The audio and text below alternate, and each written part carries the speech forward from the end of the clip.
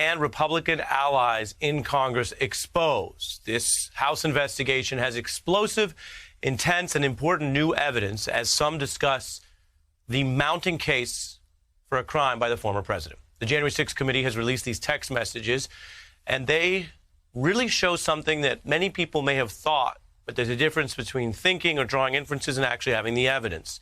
It is the swirl of communications around former Chief of Staff Mark Meadows, and it is engulfing more and more top Republicans. Tonight, new confirmation that Congressman Jim Jordan was one of them. His office confirming the message that you're about to see was authentic. Quote, Vice President Pence, as President of the Senate, should call out all the electoral votes that he believes are unconstitutional as no electoral votes at all. That's the kind of thing they were texting about at a time when people were trying to stage a coup. Now, Jordan basically says, and this may sound familiar, it's not something he was endorsing, he was just forwarding it.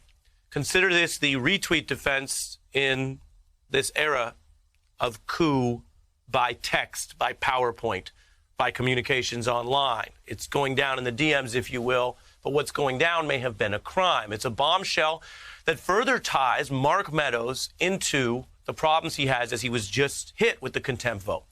And that means the Justice Department now will have to decide whether to indict Mr. Meadows as they did Mr. Bannon. Liz Cheney and Adam Kinzinger are the only Republicans who went along with the majority in the House, majority being comprised of Democrats, to hold Meadows in contempt for defying the committee. Meanwhile, Meadows' phone also shows more Republicans urging on aspects of what would have been stealing the election or potentially a forcible coup.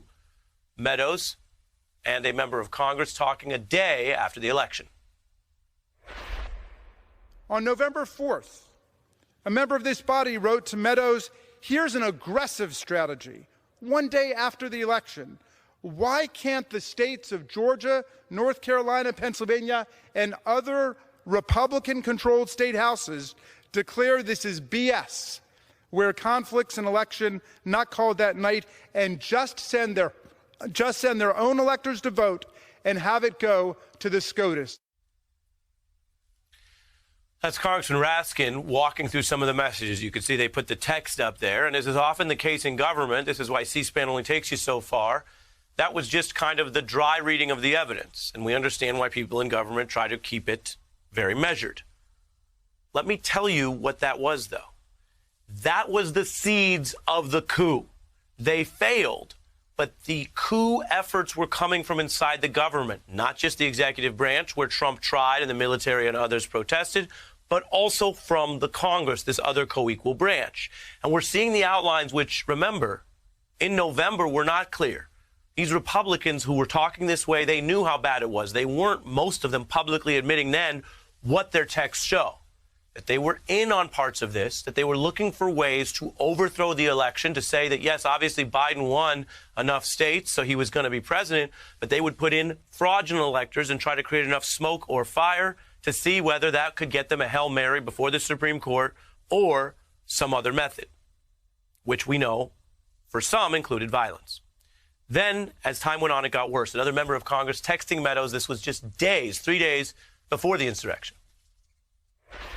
In one text message to a lawmaker, Mr. Meadows wrote, he presumably being President Trump, quote, he thinks the legislatures have the power, but the VP has power too, end quote. The power to do what? The power to reject the will of the voters. And days later, a violent mob tried to get Vice President Pence to do just that. Sometimes my job is to explain news, facts, or the law. Let me just be very clear, because these are new texts. This matters. It's about accountability. What you just heard is one of the dumbest, most embarrassing legal theories about a democracy anyone could ever come up with. Because, again, I'm not going to treat it any more respectfully than it deserves. Duh. If you could cancel elections by the incumbent just saying, no, I win, you wouldn't have democracy. So shrouded in these texts and this talk and this idea of who has the legal power is something much dumber and much more authoritarian. Whether the executive branch, I don't care if it's through the president or the vice president, nominally overseeing the Senate in a procedure, it's just whether the executive cancels elections and says, no, we win anyway. And then it's not an election, and then you've lost your democracy. Meanwhile, another text message shows communications with then President Trump while trying to get an illegal outcome in Georgia to make up votes and reverse the Biden victory there. A government official told Meadows, "Need to end this call. I don't think it will be productive for much longer." Again, those are fellow Republicans talking to each other. That's their way of hitting the panic button. Not productive, or in this case, evidence that now is sitting before a criminal grand jury that's also looking into Donald Trump in that state.